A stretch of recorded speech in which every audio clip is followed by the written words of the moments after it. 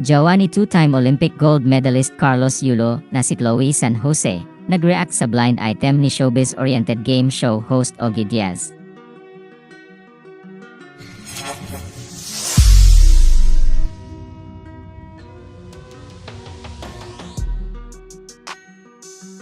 Kamakailan ay nag-react ang jowa ni two-time Olympic gold medalist Carlos Yulo na si Chloe San Jose sa bagong blind item ni showbiz-oriented game show host Ogie Diaz. Sa naturang blind item ay tinukoy ni Ogie Diaz ang isang influencer na umano'y may diva attitude kung saan inilarawan ang kawalan nito ng pasensya habang ginagawa ang make-up at patuloy na abala sa paggamit ng cellphone.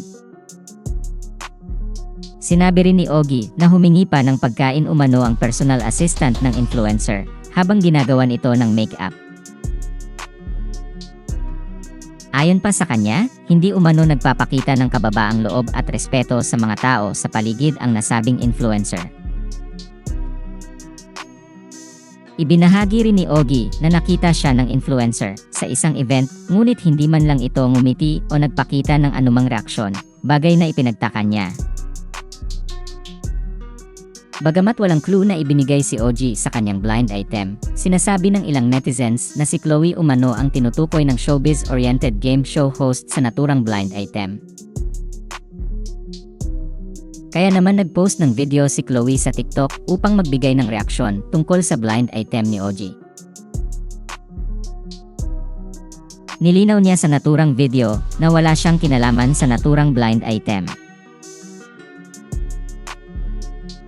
Ayon pa sa kanya, wala siyang personal assistant, siya mismo ang nag-aayos ng make-up niya, at hindi pa niya kailanman nakilala si Ogie Diaz ng personal.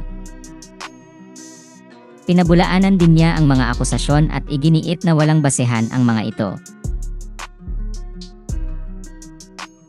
Anya, patulog na talaga ako guys, pero a lot of people have been mentioning me na ako daw yon. Firstly, wala po akong PA. Secondly, I do my own makeup. And thirdly po, I've never met or have seen Mr. Ogie Diaz in person. Bagamat hindi pa nagbibigay ng karagdagang pahayag si Ogie Diaz tungkol sa issue, ipinahayag ng showbiz-oriented game show host na maaaring nagkaroon lamang ng hindi pagkakaunawaan.